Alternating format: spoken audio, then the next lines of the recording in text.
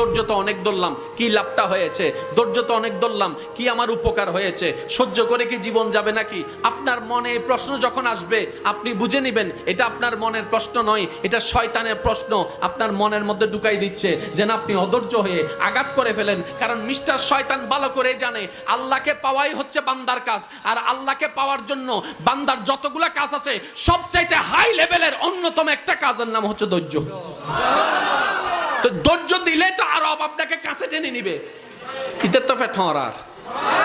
সেজন্য ও চায় না কেউ ধৈর্য ধরুক, সেজন্য বলে যে বহুত ধৈর্যস্ত, আর কি ধরিবি। শয়তানের বলাটাকে আমরা মনে করি আমাদের মনের বলা। এটা আসলে বুঝতে হবে কোনটা আমাদের মনের বলা, কোনটা শয়তানের বলা।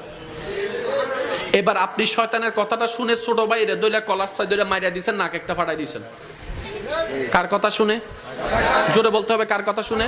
তাহলে দোষীকে